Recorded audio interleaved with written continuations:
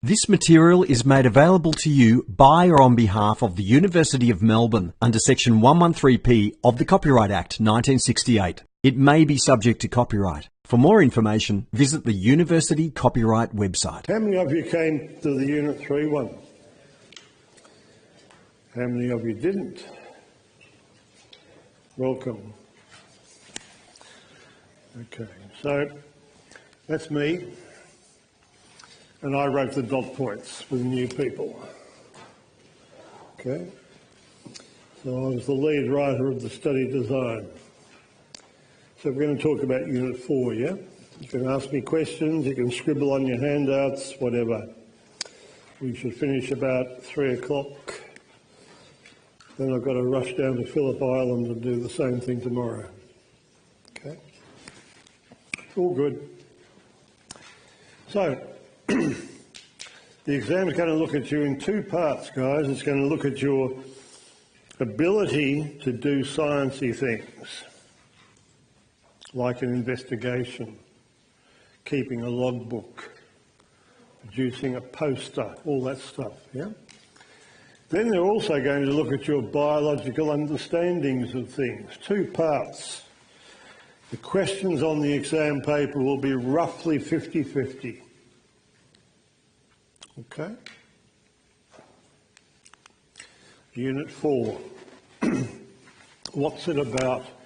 It's about biological change and how scientific knowledge is used. That's what it's about. And when you think of biological changes, what's the most important biological change that has ever happened to humans? Yeah, what biological thing? I'm doing it. Standing on your hind limbs. Big change. What's the consequence?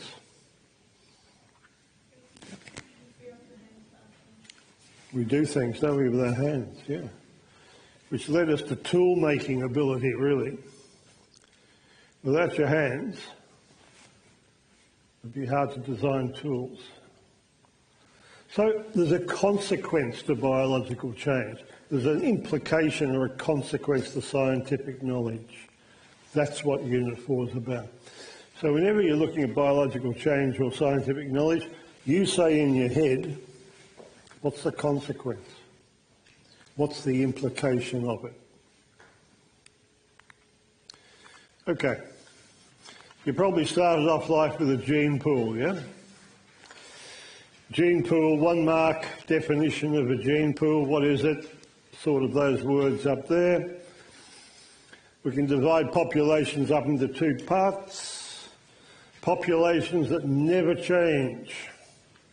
So rare in biology, I don't want to even think about it. Because populations in biology are constantly changing over time. True. So to illustrate that, the idea that genetics, alleles, genes change over time, we can see like this. There's my little population. I can count up the big O's and I can count up the little O's, yeah? I can change the proportion of that population by doing something. Bang. And when I do something to the population, I'm going to change the proportions of my alleles.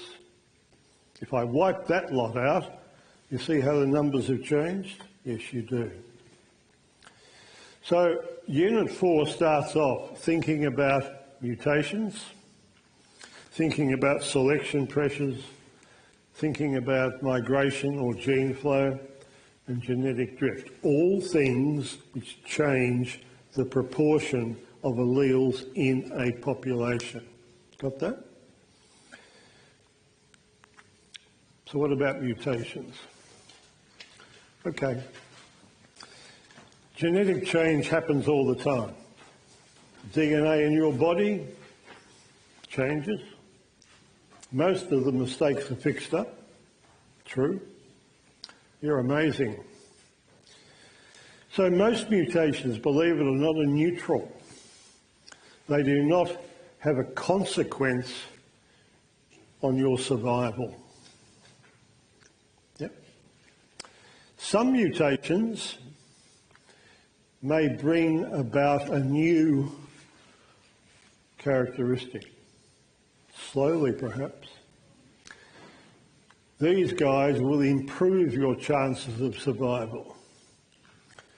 And yet, there can be other mutations which we describe as deleterious, which decrease your chances of survival.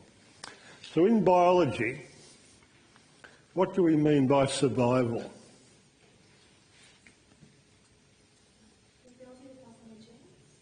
So survival is all about hanging on long enough so you pass on your genetic information to the next generation. In other words, you reproduce.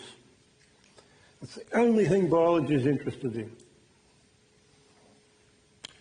Different types of mutations. We can have point mutations, which are like spelling mistakes, like changing the nucleotides of a particular sequence. Yep. Point mutations. We can have block or segment mutations. And that's like taking your favourite novel, waking up in the middle of the night, ripping out the chapters and putting them back in the wrong order. Big consequence, because you can't read your novel anymore. Yeah? So when segments of chromosomes get swapped around or mucked around with or get lost, there are big consequences. We can also have changes to chromosome number. You've all heard of aneuploidy because you've all talked about Down's syndrome, yeah? Yeah, every teacher talks about Down syndrome. It's because you've got an extra chromosome number 21.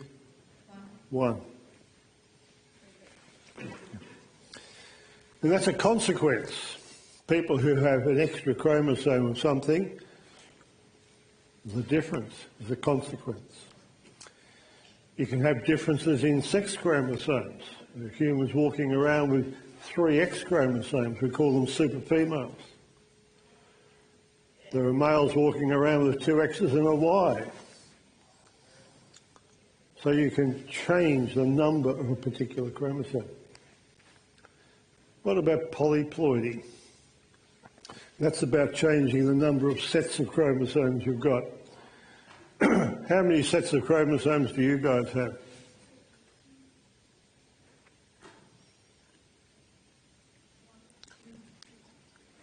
What if that was a multi-choice question? What are you going to say? How many parents have you got? You sure? How many natural parents have you got? Because, you know, you can have more than one parent, I guess, but natural parents you've got 2, yeah? Unless you're really biologically unique. Each of them have given you 1 set of chromosomes, haven't they? So you end up with 2 sets. What sort of organism do you call yourself with 2 sets of chromosomes? You're a diploid. Yeah? What's the name for 1 set of chromosomes? Haploid. We've done horrible things to plants. There's not many animals walking around with more than 2 sets of chromosomes. In the whole of medical history, going back at least 200 odd years perhaps, there's only been a handful of humans that have ever had 3 sets of chromosomes. They don't last very long. If that happens, they usually abort before they're born anyway. But plants are different. Plants can reproduce sexually and asexually, yeah?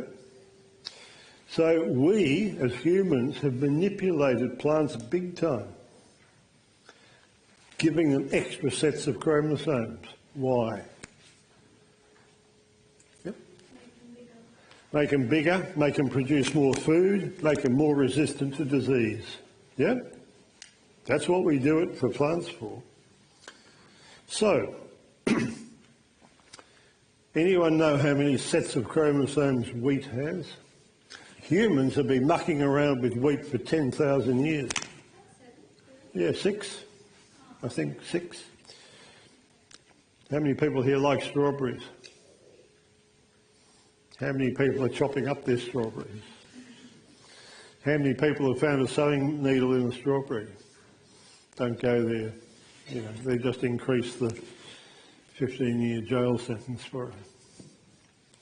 So, strawberries, the bigger and redder they become, are decaploids and octaploids, which means we've manipulated them to give them 8 sets of chromosomes or 10 sets of chromosomes. Yeah? We've done horrible things to strawberries. All right, 2 key words when you talk about mutations in the exam. They occur spontaneously, randomly. Right now, a cell, a gene in one of your cells could change. Can you inherit a mutation? Can you pass it on to the next generation? Yes, but only if it occurs in a sex cell. If it occurs in your big toe, there could be a consequence for you, especially if it was going to cause cancer, but there'd be no consequence for the next generation, unless you do something ridiculously strange with your big toe, and we won't go there. So, most of the mistakes in DNA, when DNA copies itself, are fixed up. Environmental factors increase the rate of mutations. They can speed up mutations happening. Your textbook says radiation speeds up mutation rates. Lots of chemicals speed up mutation rates. They make mutations happen quicker. And if you live in the tropics, you're going to get more mutations than if you lived in Hobart. Yep. Done. Key words there. Just want to clear up this point on point mutations. What do you call 3 nucleotides at a time? You might call it a triplet or a codon. And if you're talking about DNA, how do we know that's DNA? Because the T's there. We could call that a triplet, or we could call it a DNA codon. If you use the word codon, which is technically correct, always make sure you stick DNA in front of it or RNA in front of it to specify which codon it is. But lots of teachers, and even Vika, don't mind you using the word triplet for DNA. So, a cell reads 3 letters at a time.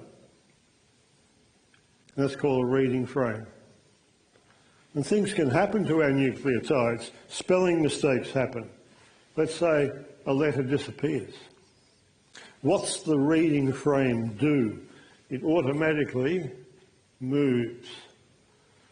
So it always reads 3 letters at a time. But you can all see now the triplet has changed. Yep. Now the codon will have changed. And all down the line, the change continues. Ask yourselves the question, what's the consequence of that? Answers are down the bottom. Different consequences.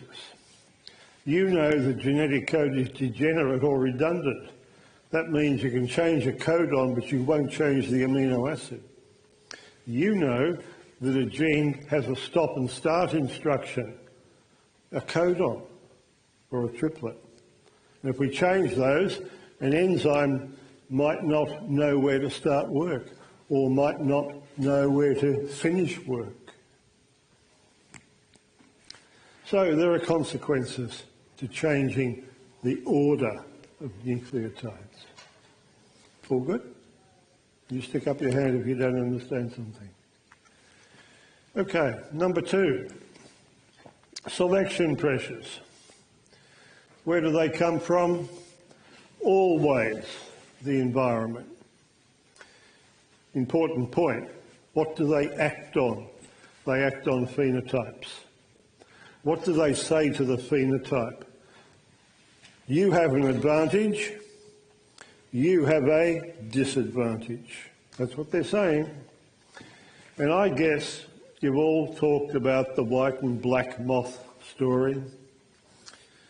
Teachers do it to death, don't they? Why? It's in every bloody textbook. Why not talk about purple and green dinosaurs instead? Yeah. So the exam question will always talk about something different. But the idea is always the same story. So you know these guys are camouflaged. They have an advantage. You know this guy randomly and spontaneously has suffered a mutation. It has a disadvantage. Yeah? There we are. And then the environment changes. The guy who had the dark colour now has the advantage. These guys now are at a disadvantage. This guy will reproduce, survive, reproduce, so the alleles will increase in the population, and these guys will go anywhere, eaten by birds or whatever, so their alleles are going to decrease in the population. You all understand that story? Because that's at the basis of the exam question. This is called natural selection. Charles Darwin stuff. If you continue that story for long enough, you could end up with a completely new species. Come back to that. Third point of how we muck around with the proportion of alleles in a population. We call it gene flow. Two populations of the same species. Some of them over here decide to join this population. Off they go. You can all see it. This population now has yellow phenotypes. Yeah? We've changed the proportion of alleles in that population. What students sometimes forget is we've also changed the proportion of alleles in the population they came from.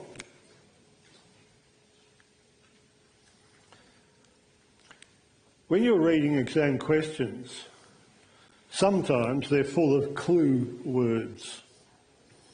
If you talk about changing allele populations very rapidly, you can bet your life they're talking about gene flow. Yeah. You think of the Australian gene pool 65,000 years ago. And now look at the Australian gene pool today. You know where your alleles have come from. Different parts of the world. Yeah. It's happened quickly. 65,000 years is a blink in time.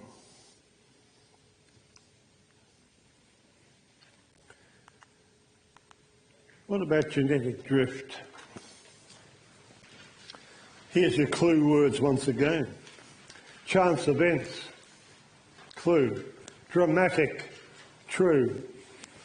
Small, another clue. Yep. They indicate to you that the question's talking about genetic drift. There's my goldfish pond. Yep.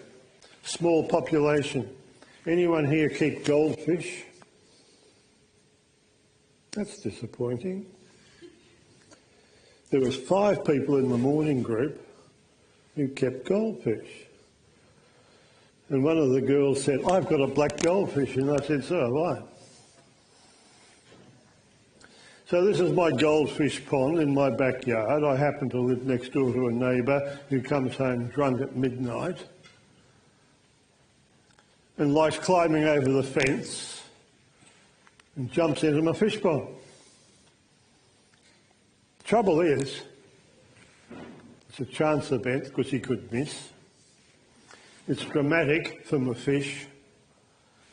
I had a small population to start off with, and now it's even smaller. So what's he done? He's removed alleles in my population. He's changed the proportion of alleles by removing the alleles for black goldfish.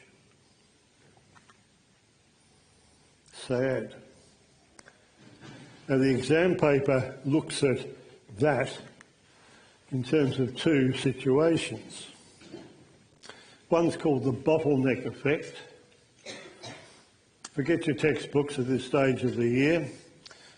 You've got your primate brains working. You've got a teacher.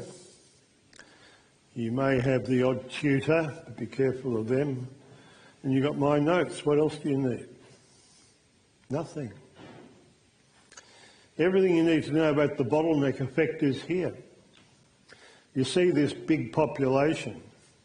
The different coloured squares represent different phenotypes. I'm going to reduce my big population by some horrible natural selection, natural environmental thing. Here it comes. It could be a flood, it could be a bushfire. Australian context are good for bushfires. After it's come and gone, look what's happened to my population. It's got smaller. But the important biological thing is this remaining part of my population has lost many of the alleles the original one had. And what's the consequence of that? The consequence of that is if a population loses genetic variability, you run the increased risk of extinction. That's the final biological outcome. Yeah. Zoos are great experts at the founder effect. They preserve, try to conserve endangered species by breeding programs, and to ensure genetic diversity, they ship examples of their populations to different zoos around the world to maintain as much genetic diversity as possible. So here's a big population. Some of them decide to set up shop somewhere else. The alleles represented here are not representative of the whole population. It's skewed. And once again, we're faced with the same consequence. Without enough genetic variation, you face extinction. This leads us to something called allopatric speciation. It's the only type of speciation in the course. There are other types of speciations, but this is what you have in your head when you walk into the exam room. You say, big population. Number one, it gets broken up. By what? By physical barriers. What's a physical barrier you could use as an example? An ocean, a lake, a glacier, a volcano, an earthquake, a desert. They're barriers to many organisms. 6-lane superhighways are barriers too. We build them, but if you're a little animal trying to cross over to join your girlfriend or your boyfriend on the other side, you could get squashed. by one of our tools, a car. Yeah? So you've got to think the barriers, depends who you are, what the barrier is. So if the barrier is in place, that's going to reduce gene flow.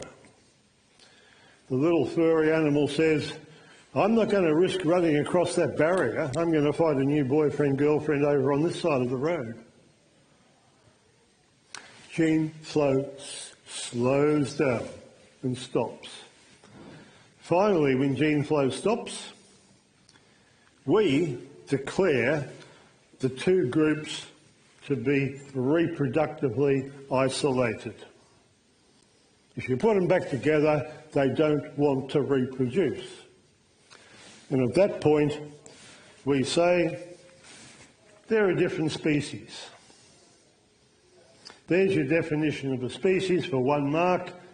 It's like written in every textbook. It's not a good definition, to be honest, because it leaves out bacteria. It's a definition for sexual reproduction, really. But you don't worry about that. You've got to remember 2 last points here.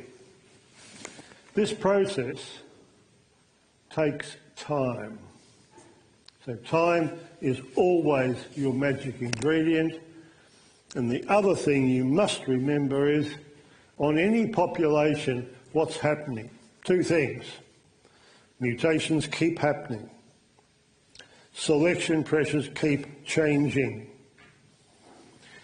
They continually operate on any population. Okay.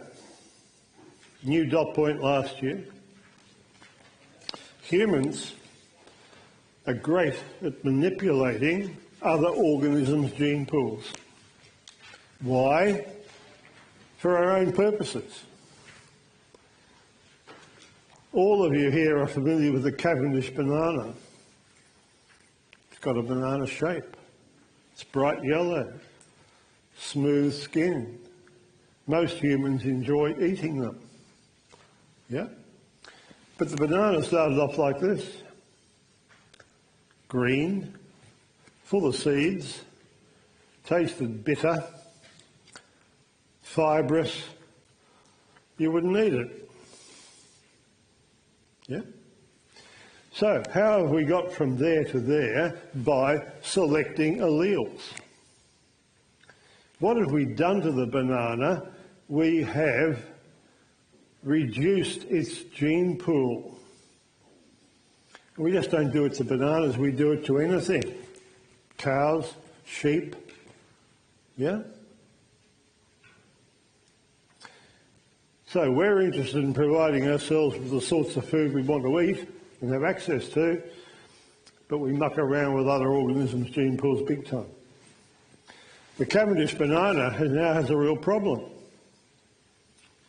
It doesn't have enough genetic diversity to cope with new fungal diseases. That's why Australia does not import bananas from any other country. It doesn't want to bring in new fungal diseases, because if they got in, they would wipe out the Cavendish, because it doesn't have resistance, genetic diversity. Okay. A student last week asked me, do we have to learn the geological time table? No. So, but they could give it to you to read. Okay. Do you have to know anything about relative time? It's a comparison job. They love giving you layers of rock. And the fossil in the top layer is going to be younger than the fossil in the bottom layer. That's all. I'm older than you, you're younger than me, end of story. That's relative time.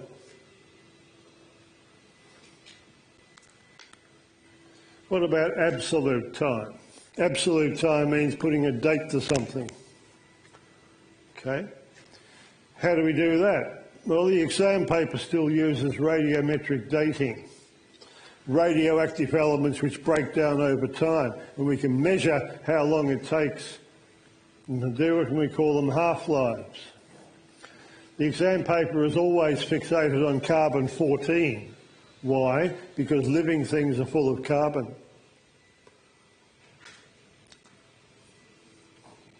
Carbon-14 is good for putting a date to something up to about 65, 60,000, 70,000 years, perhaps 50,000, but in that ballpark, yeah?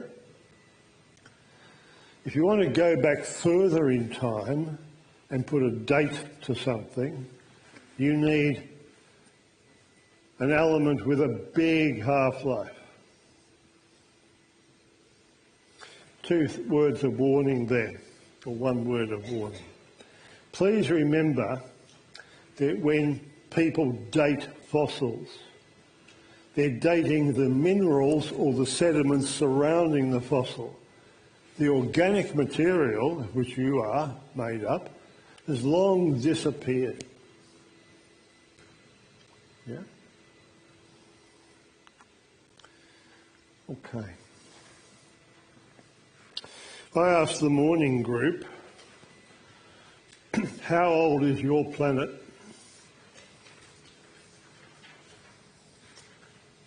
It's your planet, guys. It's the only one you're going to have. Unless you make a one-way trip to Mars, but you know, forget about that. That should happen in your lifetime. How old's planet Earth? You guys know how old you are, but you don't know how old your planet is. Is that what you're telling me? That's a sad story. You're Earthlings. Scientifically, planet Earth is dated at 4.6 billion years old. Let me ask you a harder question. When have we discovered the earliest life forms on planet Earth? How long ago? 3.7 billion years ago.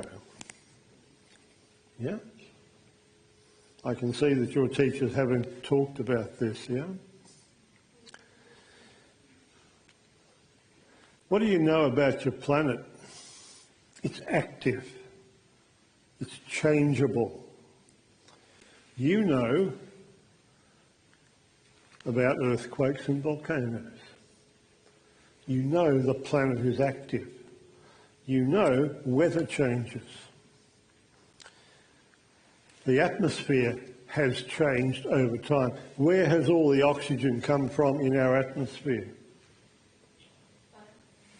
From photo? Yep, it's all come from there. You lucky humans. So,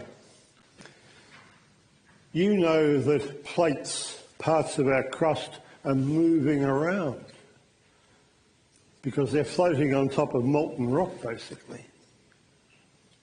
How fast is Australia moving northwards? Anyone know? One person in the morning group knew. And I said, how did you know? And she said, I read it somewhere. I said, me too. Anyone know? Okay, here's your target. For 1 year, you take one finger and you never cut the fingernail. After 1 year, you look at your fingernail and you see how big it is and you measure it. And it should be roughly about 3 centimetres. That's how fast Australia is moving northwards. Yep. So, dynamic planet, changeability, which has a consequence for life forms. This dot point is a discussion dot point in a sense. But all the dot point wants students to realise is life forms happen in a logical sequence. What does that mean? It means single-celled organisms came first. It means that multicellular organisms came next. It means that animals appeared at a certain stage. Plants appeared at a certain stage. Things happen in a logical order. In the media this week, an Australian scientist climbing cliffs in Siberia discovered an ancient fossil, 580 million years old, long time. In the Cambrian explosion, and you've got lots of diversity happening for some reason. And for 12 years, no one could decide whether that fossil he found was an animal or a plant or something else. Until he finally identified a molecule in it which made it an animal. What would the molecule be?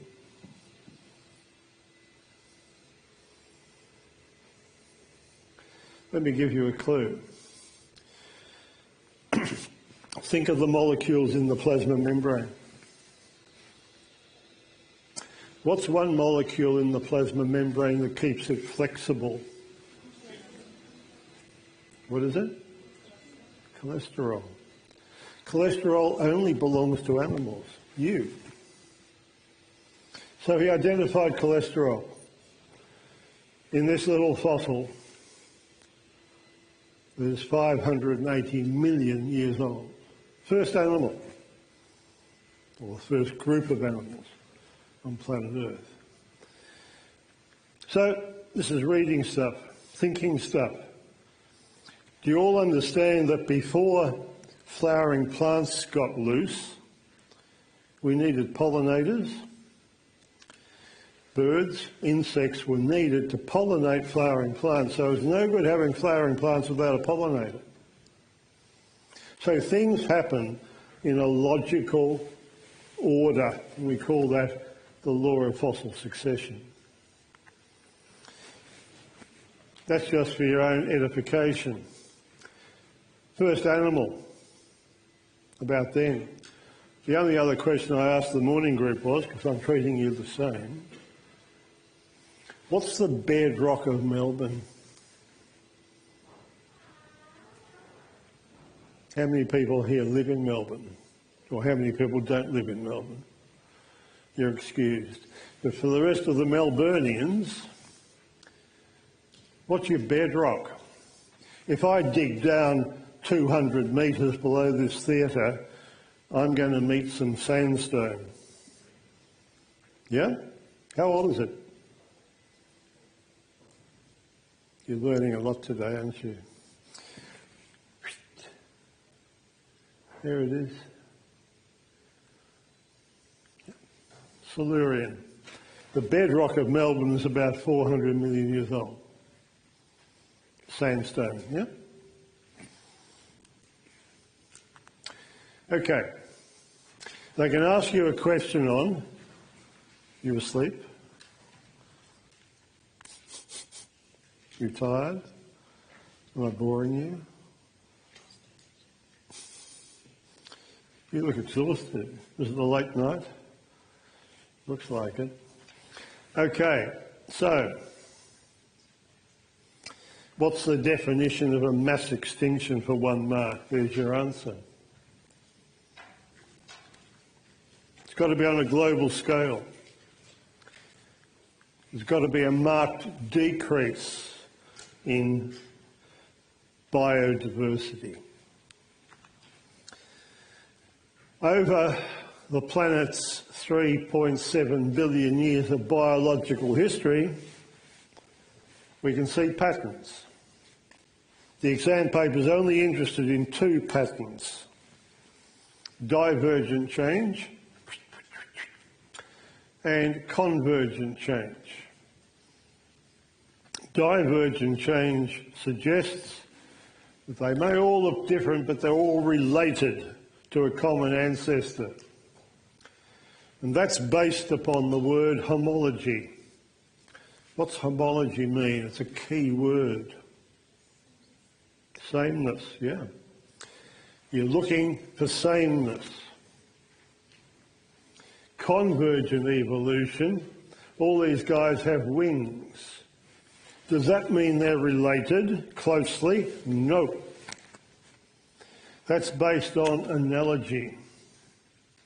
So these are two key words which crop up with these two patterns. And analogy, guys, is misleading about the true relationship. Not too fussed about the fossil record, it's just learning stuff. You're either going to know it or you're not. Just remember what I said previously. If you've got a beautiful fossil specimen in front of you and it's really hard, it's mineralised. It's not the organic stuff which made up the original organism. Do you know what a trace fossil is? Yes, you do. Footprints.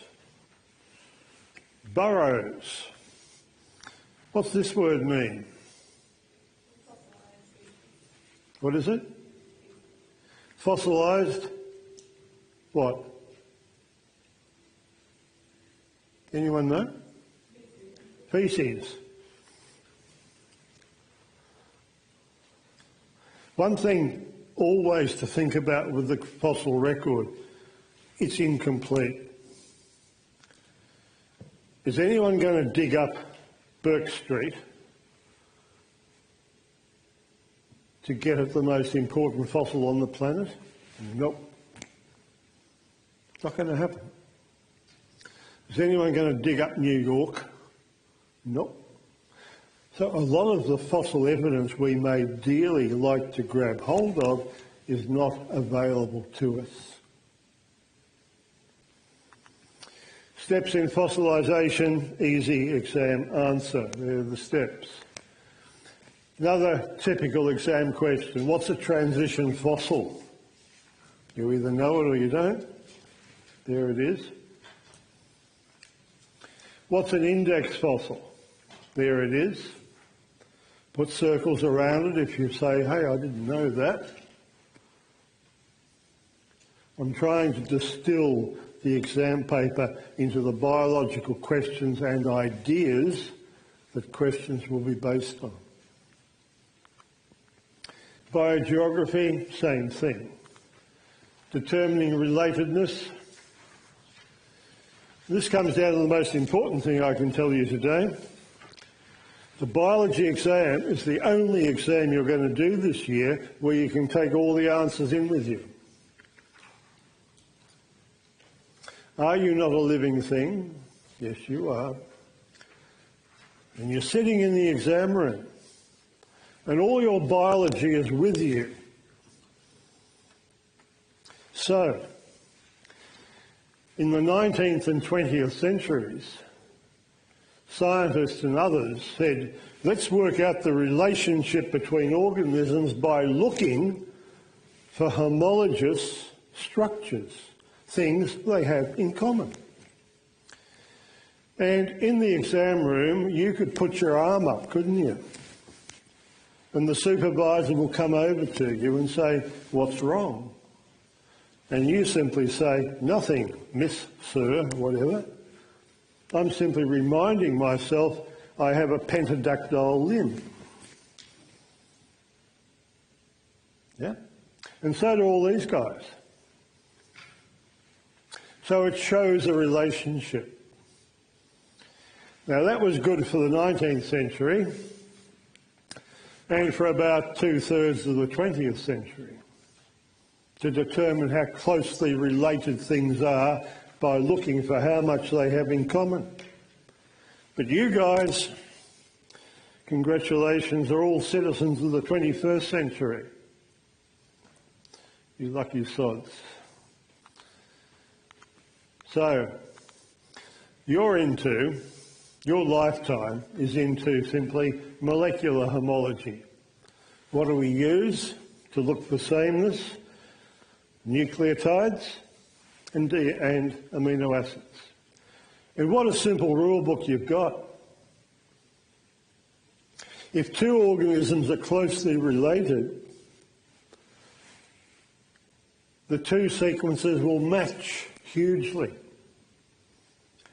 If the two species are not closely related, you will not get many matches. Got that? That's an easy rule book to apply to any exam question. mtDNA, 1, 2, 3. You can read that. It's a very common tool in molecular homology. Where do you get your mitochondria from? Where have you got your mitochondria from? Your mother, your natural mother, yeah? Not your natural father. All mitochondria are maternal. So human energy is maternal. Females like that comment. Males a bit iffy about it sometimes. Shouldn't be. Can they ask you a question about the molecular clock? Oh, if they have to. It's a bit iffy. Most of these slides I'm just alluding to now will have information on the exam paper, so you don't freak out. The molecular clock is based upon mutations happening at a steady rate, and that time and the number of changes is used to determine how long two species diverge from one another. This is a new dot point last year.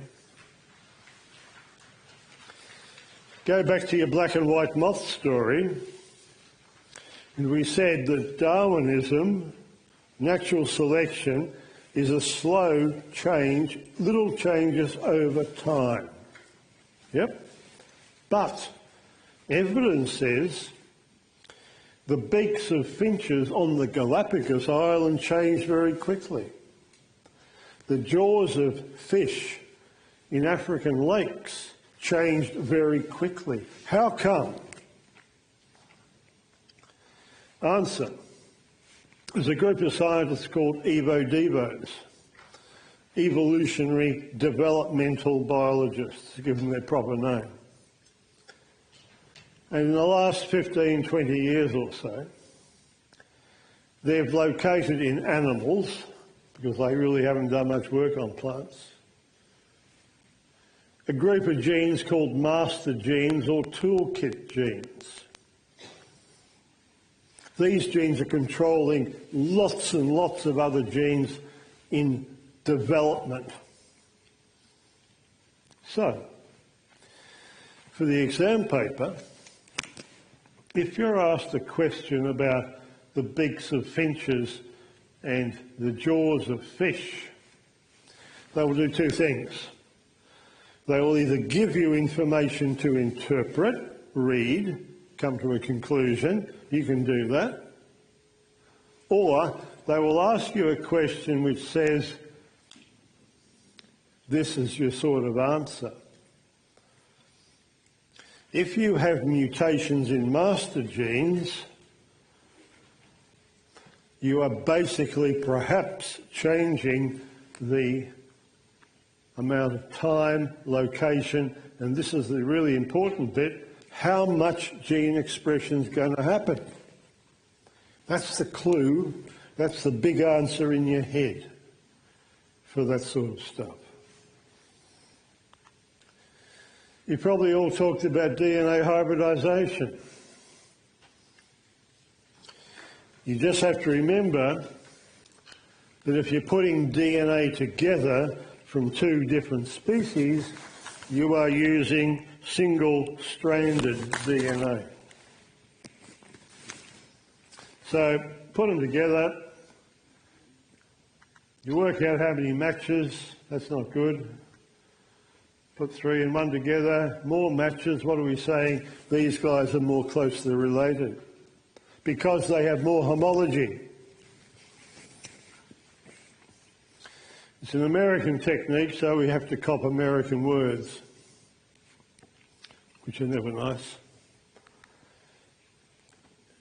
the degree of similarity is measured by applying heat, because the more matches you have, the more heat energy that has to be applied to separate the two strands. That's why Americans, particularly Californians, describe it as high melting temperature, which I hate because nothing melts. Yeah?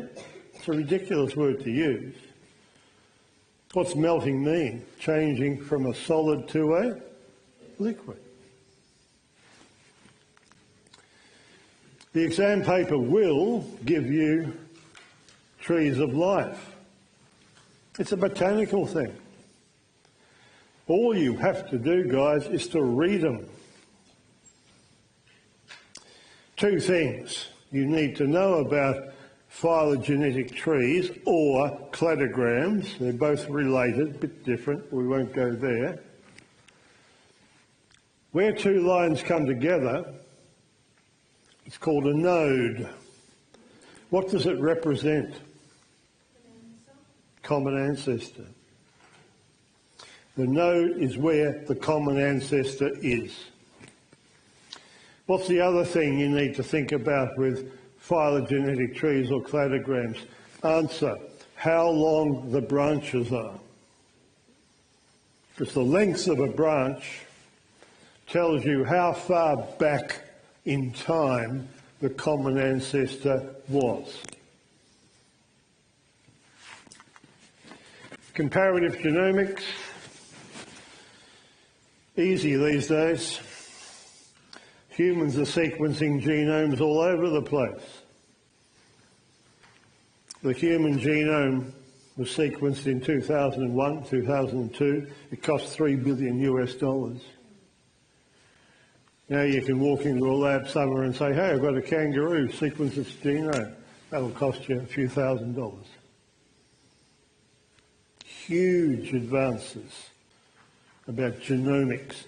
So these days we compare entire genomes, especially to identify new diseases. Come back to that. Okay, human story. You see how quickly you can go through the course for the purpose of the exam and what you need to have in your head?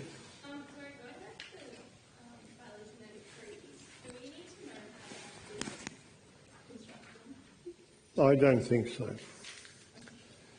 They will give you diagrams to look at, yes? And you have to read them. I don't think... No, I can never say anything with huge certainty about the exam unit. They can be quite feral, but I'm quite sure they'd never do that. Okay? Classification schemes. Important thing here when you're thinking about working scientifically. When new evidence comes along, the classification scheme may have to change. So here you are, guys, in the phylum Chordata box. Why? You've got a backbone. Here you are as a mammal. That's what you are. Here you are as a primate. Who are the others? All these guys are primates. You're all in that box. Why? Because you share characteristics in common. Three tricky words. Hominoids, hominids, hominids. Students can muck them up. Teachers can muck them up.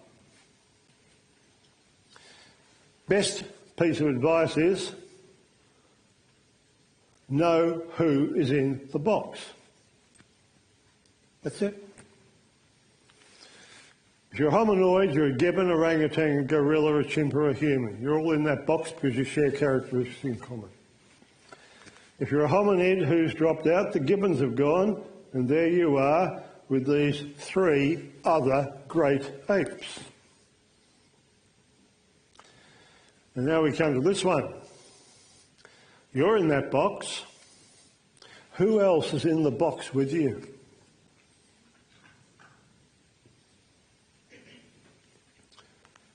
bones, lots of them. All your extinct erect walking ancestors are in that box, and you're sitting on top of the pile of bones as the only living thing in that box in 2018. What's your scientific name? Homo sapiens. What's Homo sapiens mean? Sorry? Or knowledgeable ape, same difference. Yep. Okay. They can ask you, write down 2 characteristics of a mammal, or 3, or 1. Yep. Answers. They can ask you the same sort of thing about your characteristics of primates. There they all are. You remember my story about the pentadactyl limb in the exam room? Hey, it doesn't get any better than this. You're a primate sitting in the exam room. You're writing answers with your digits. You can check out your opposable thumb. You can look at your fingernails if you haven't bitten them off due to anxiety. You can see the supervisor in stereoscopic 3D coloured vision coming towards you. And you say, go away. If you're not pregnant, don't worry about how long your gestation period is going to be. The primates have long gestation periods. If you get frustrated with a question, use your flexible skeleton. Kick something. Bang the desk. And of course, what are you really doing? You're doing a superb job using your large primate brain to answer questions written by other primate brains. Yeah? You're all connected. Okay. You got the message, I think. Humans are hominoids. Characteristics. You're fully bipedal. Chimps and gorillas love knuckle walking. Yep. But you crawled around a bit for a while, didn't you, before you stood up? You did your own weird version of knuckle walking for a little while. Humans are hominins. Fine hair. Fully bipedal, that's you. Large brain. Skull has become smaller and more refined. Your spinal cord goes up into a hole in the base of your skull, which is centralised. That's what it's called. The exam paper loves giving you diagrams of skulls to look at and read. So if you saw that diagram, you would say Homo sapien. If you saw this diagram, the hole's on its way to the middle, but it hasn't quite got there, you'd be Australopithecus. If you saw the hole right at the back of the skull, it is not a hominin. Certainly a primate, but not one of you. They love giving you diagrams of bushy trees. Question marks everywhere, branches everywhere. New evidence is always being discovered about your story. You have to read it carefully. And if they give you numbers on the side, you can bet your life they want you to read something off it. And the only way you read something off these sorts of diagrams is by using a ruler. If you do it without a ruler, you'll probably get the number wrong.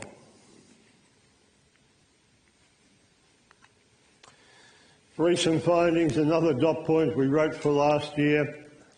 It simply says, the human story is complex. As we find out more information, we scratch our heads a bit, But it's fairly well agreed now there's a tiny little bit of Neanderthal in Homo sapiens because of a bit of interbreeding, however that happened.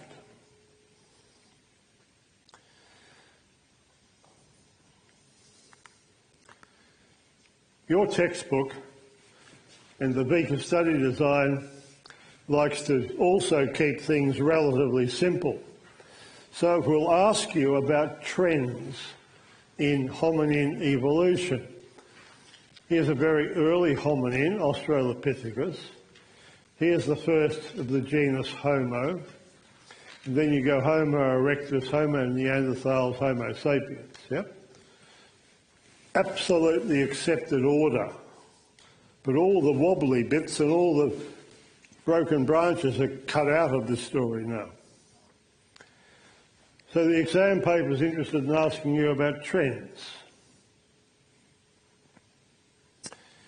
Fossils of these guys have only ever been found in Africa. Fossils of these guys have been found outside Africa. Brain size. Australopithecus had a brain size of about half a litre of brain tissue. You lucky hominins have brain tissue at around about 1.3 litres. Yeah?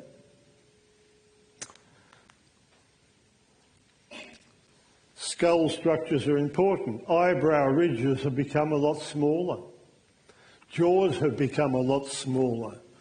Teeth have become smaller. Trend. There's something else happening which is really important evidence. Homo habilis was a wonderful stone tool maker. He used fire, he made stone tools. Yep, in southern Africa.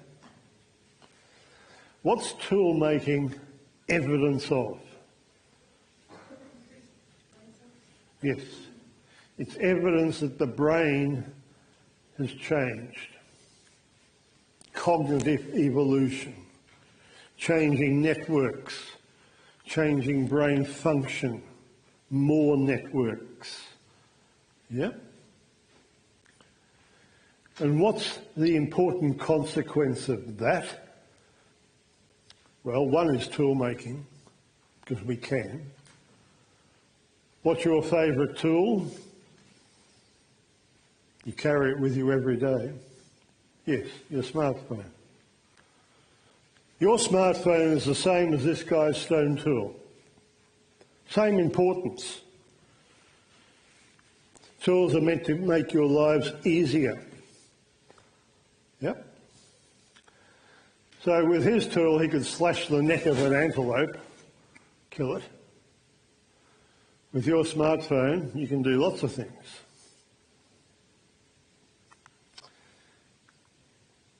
Cognitive evolution brings about symbols, problem solving and language, and something that we call culture. Two consequences, two bits of biology up the top. Bipedalism has a consequence. It was tool making. Big brain means rewired networks. Consequence, culture. You see, on planet Earth, you know, we have lots of cultures. Yep. But we only have one biology. Every human is biologically the same.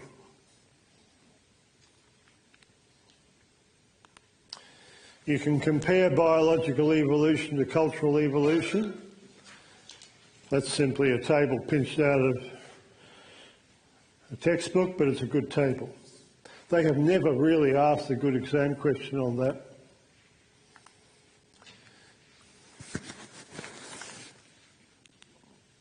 Yep. So, let's get to the end of Unit 4, because we're basically there. And you can see how quickly you can go over the major ideas in Unit 4 for the exam. Yeah, this is where the questions come from. Do you know the difference between pure and applied research? Pure research is out of curiosity, seeking knowledge for its own sake. Applied research is finding knowledge to solve a particular problem, and that gives rise to applications. But you also understand that whenever anyone does science, it's done in a societal context. Science impacts on the type and how much science can be done.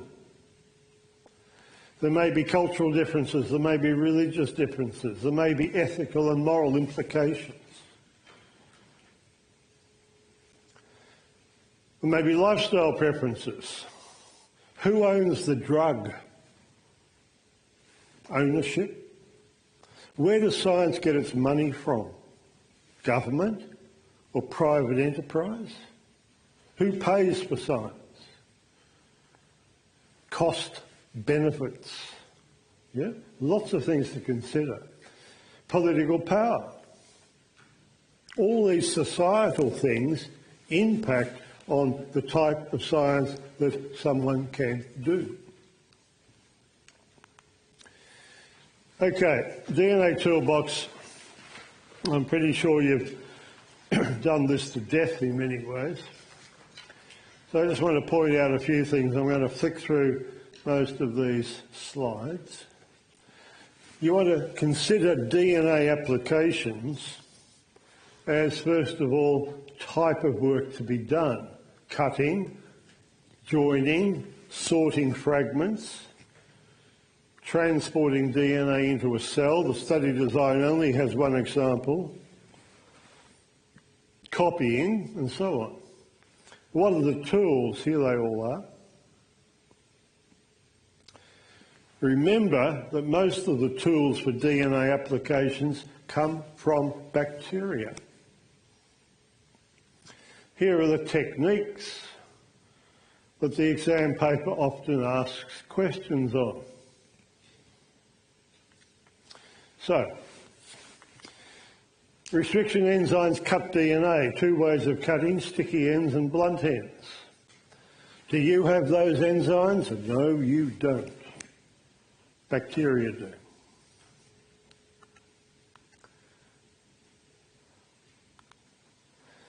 Gel electrophoresis, I'm sure you've done that to death. There are the main points on it. That's your summary of it. But what they like doing, just flicking through this,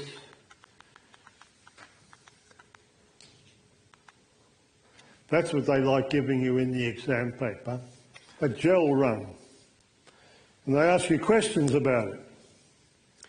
If this was a standard, or if this was a crime scene and these were suspects, which ones match up? Two things. How do you measure how big a bit of DNA is? You count the base pairs. Second point. What do you call that line? What have you called it back in your own schools when the teachers have gone over this sort of stuff?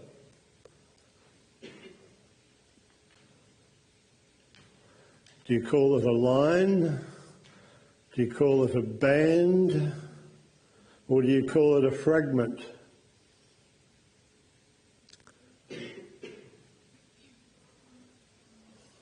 Anyone?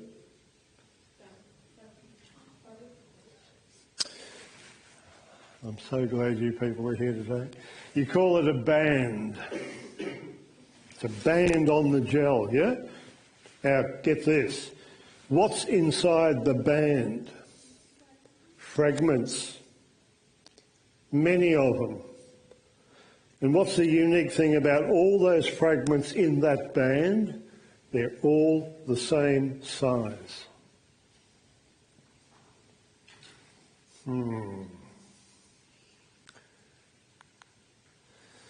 Making a recombinant plasmid. Where do you get plasmids from? Bacteria. Where do you get the genes that you're interested in? Anywhere.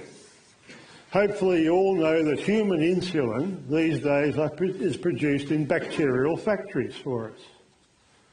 So here's the human insulin gene, cut it out, so we send in the cutters. Here's our plasmid. I want to cut it open, cut. Now I'm sticking my gene I'm interested in. Now I've got to paste it up, so I send in my pasters from the toolbox. Do you see that when you're using an enzyme in these DNA applications, you make sure you always call it a DNA something or an RNA something, yeah? You give it its full name. Making bacterial cells competent to accept the plasmid is easy these days. First in the 1970s, you make the bug positive.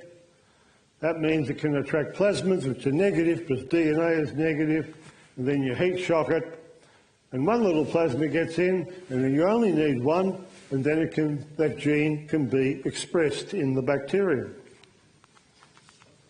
PCR. 2 points about PCR. You need a DNA polymerase which likes high temperatures. We call it TAC. We find it in bugs which like playing around in boiling mud pools, lucky things. You also need something called a primer. We make them. You order them from a website or a lab, and they arrive, and then you use your primer as a starting point for TAC DNA polymerase. PCR cycle, easy. Gene cloning and genetic screening, read it.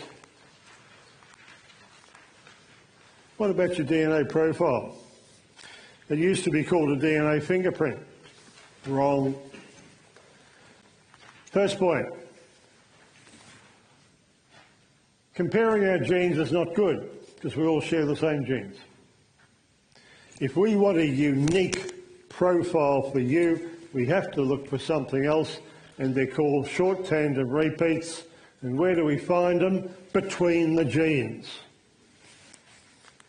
And they're short, they're sitting next to one another, and the number of them is variable.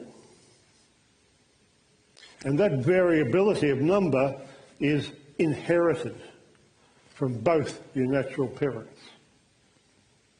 So, it's a bit like this. If we look at one STR position there, that's what Mum's given you. She's given you 7 repeats. If we look what Dad's given you there, he's given you 10 repeats. And they can go on. The number is hugely variable. And in Australia, in a court of law, your genetic profile is made up of 9 STR positions. In America, it's made up of 13. Why the difference? America's bigger than us, population-wise. The odds of another Australian having your same genetic fingerprint made up of these 18 barcodes is 150 trillion to 1. Big number. Unless you're an identical twin. Okay. You probably talked about genetically modified organisms. Some people like them, some people don't. That's society. Know the difference between a genetically modified organism and a transgenic organism, yeah? There is a difference. Know the difference between epidemic and pandemic when you're talking about diseases. 1-mark question sort of stuff. Know that a new disease these days can be rapidly sequenced using genomics. And if we're unsure what it is, we can compare that genome to things we know. So we can relate the new organism or the new disease to something that we already know. Know how governments deal with new diseases. Society, you see. A government may say, public education, ads on television, vaccination program. Let's design a new drug. Let's put Melbourne into quarantine. Yeah. I remember going to Singapore in 2007 and there was a SARS outbreak in Singapore. Checked into my hotel and the girl behind the counter said, she pointed this strange little plastic machine at me. I said, what are you doing?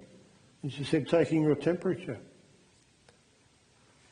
And she said, flu. If my temperature was elevated, she would say, you can't book into this hotel because you might have SARS. Yeah, I didn't, so I was all right. But, so people deal with disease threats very differently. Hopefully you've talked about some of that stuff. Cost of drugs. Drugs cost so much. That's why so many African countries can't afford to buy them.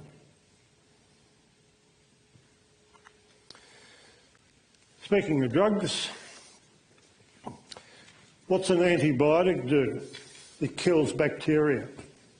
It does not kill a virus. Viruses cannot be killed. Yeah. Antibiotics muck up cell walls. You know, I think, pretty sure, that humans have overused antibiotics enormously. You guys, as the 21st century generation, have a big problem. You have to find new antibiotics within, say, 10, 15 years. Sorry about that. How do you deal with a virus and an antiviral drug? What does an antiviral drug do? It stops transmission. It stops the virus getting in, or it stops the virus getting out of a cell.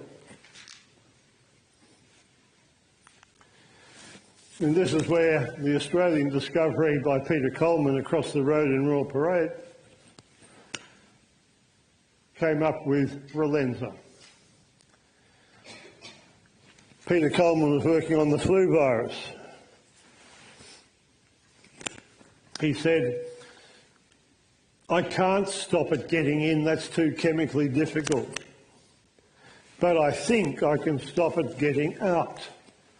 Because the flu virus has an enzyme associated with it, neurimidase.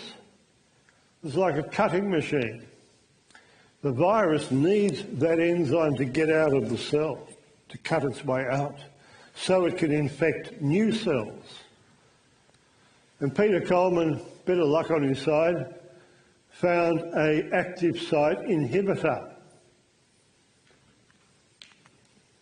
So he blocked neurimidase. That's what the drug does. Yeah? So what you do is muck up the transmission of the virus, slow it down, giving your immune response, the adaptive response, time to deal with it. Okay, last few slides. You've done good.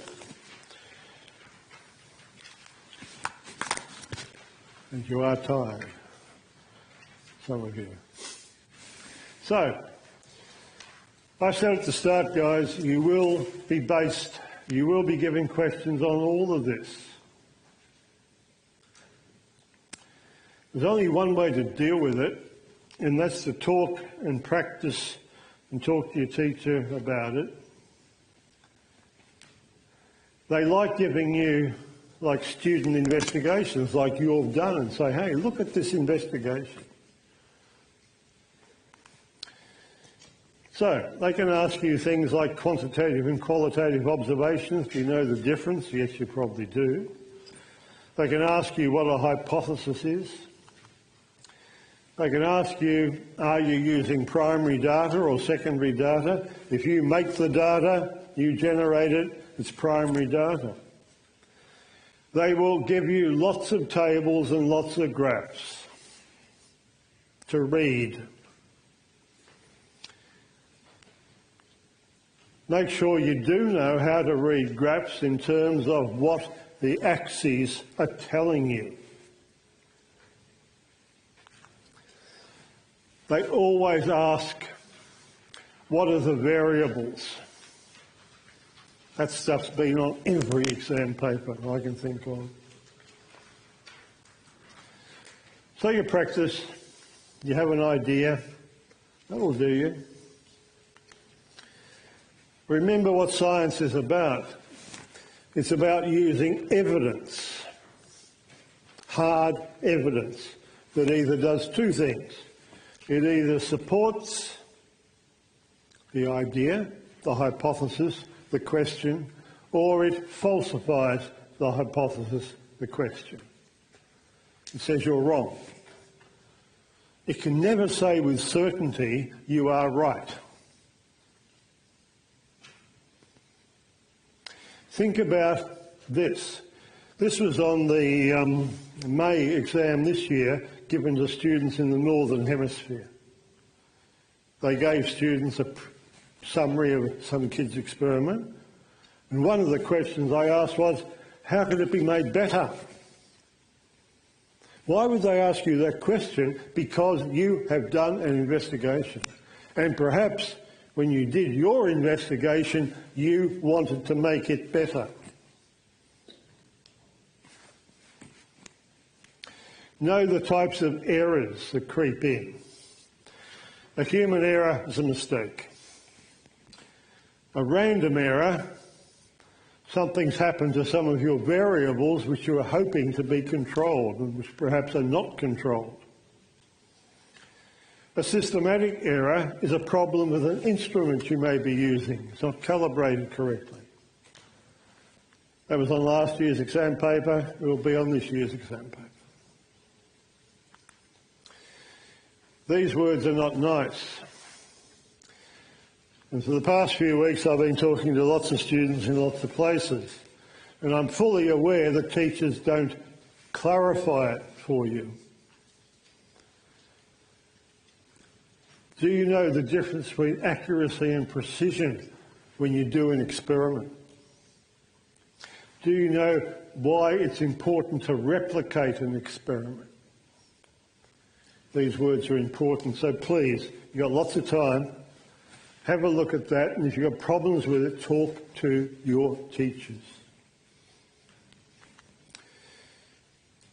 I popped this in.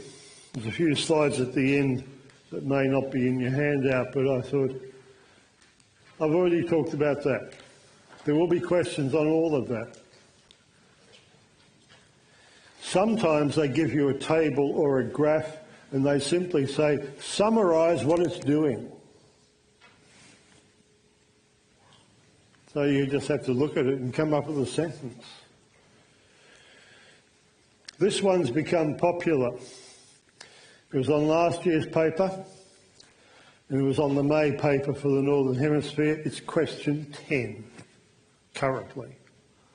May not be this year, but who knows.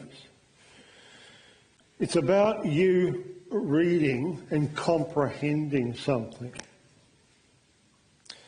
They could give you a conversation between two students, between two scientists. They could give you an argument.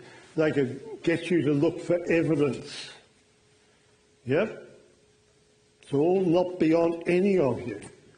And my message is, you don't freak out when you look at an exam question. Because no question will go beyond what I'm talking to you about.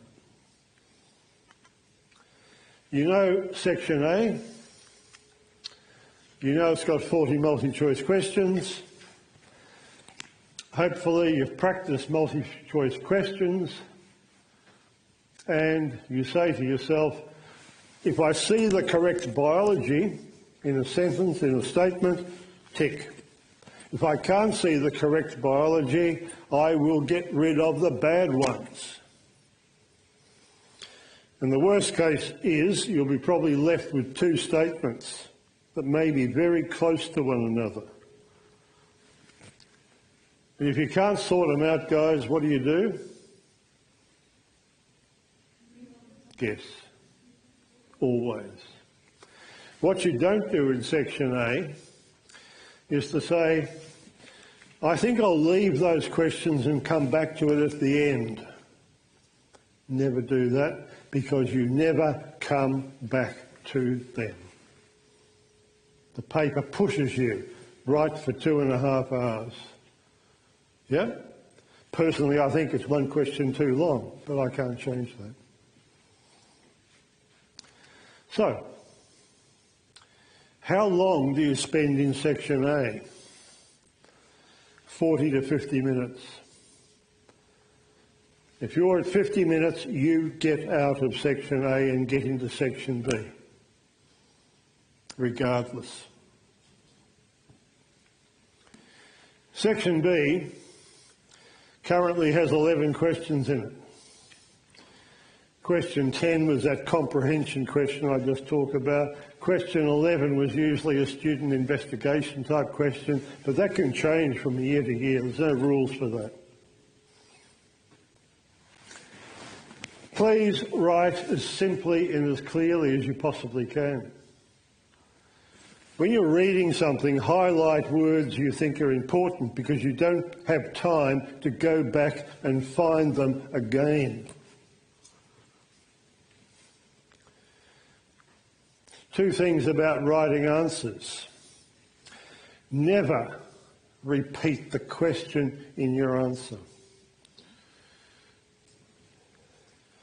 So, sorry, what's your name? Vanessa. Sorry? Vanessa. Vanessa. So, if we said, write down, state your name, Vanessa would write Vanessa. Yeah? If I said, state your name, hello, my name is Vanessa. None of that's necessary. Yep, see the difference? You do not use the question, whoops, in your answer. And this bit is important, depending on the question. If you're reading graphs or tables and they're wanting you to answer something and you can use the data in your answer, use it. Yeah? That impresses the poor teacher who's marking all your papers probably. Finally, there's my clock. I don't care how long the question is.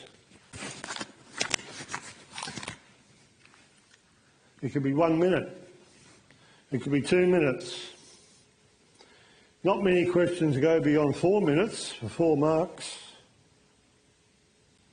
Try and work at a mark a minute.